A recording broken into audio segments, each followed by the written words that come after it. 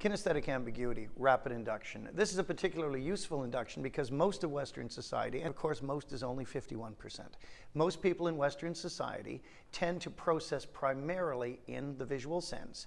Then most people are going to be in the visual sense when we're starting to do a trance induction with them. Consequently, if we go into a different system, auditory or kinesthetic, which is feeling, we are immediately in an altered state of consciousness.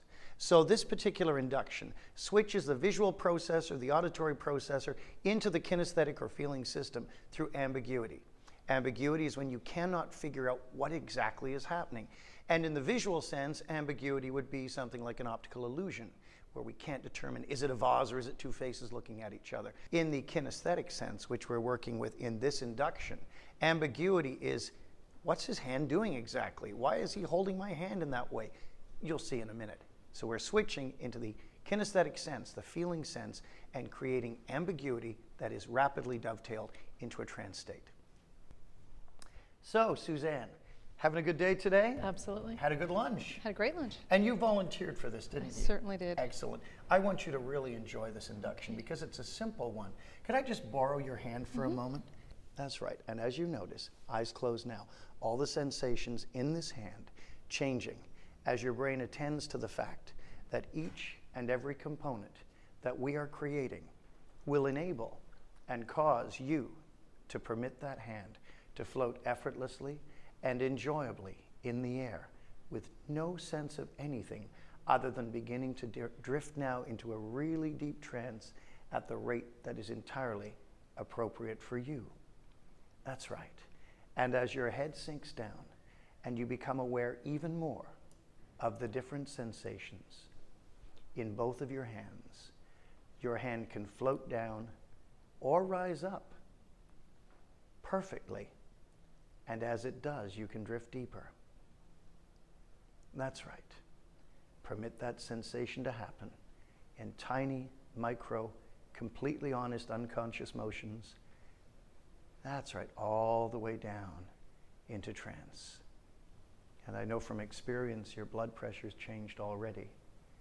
And the feeling of the chair underneath you can intensify the feelings of comfort and ease and effortlessness as your hand floats all the way down into a pleasant state where nothing matters except the change you want to make. And when your hand touches your leg, you'll be in a very deep state, aware of what's going on but not caring at all, and being comfortable and resting in that chair. That's right. Just let it happen and permit yourself to create a perfect trance all the way down. And the instant your hand touches down, you can drop into a powerful trance state and relax completely and be able to maintain your own ecology. That's right, all the way down now. And you can maintain your balance with no difficulty whatsoever. And in a moment, I'm going to pick up your right hand by the thumb, just a couple of inches, and you can be limp and relaxed. Sit way down, perfect. And as you continue to sink into that state, let your brain do some interesting processing and learn, begin to really learn that one thing that you most want to change, and permit the change to begin to happen now. And the resources you need are there. And anything that was in the way has successfully moved out of the way of that which you are causing to happen. So drift even deeper. Let the processing take place with a sense of wonder and enjoyment below the level of conscious awareness, and feel good about the change. That's right. It can happen at light speed. And when the change has happened in a pleasant way for you, you can come back to the surface and be fully awake, bringing all the new changes with you, ecological and already installed, beginning now. And so now we watch and wait. And because I shift the timbre of my voice, she pays essentially no attention to it. And we see on her face the indications of something going on beneath the surface. We don't know what it is because we can't read minds. But the instructions are careful and glanative enough to ensure that everything that will happen is going to be in line with all of her plans. That's right. And we see the breathing shifts happening.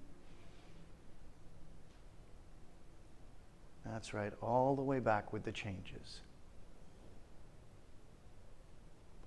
And notice how good you feel.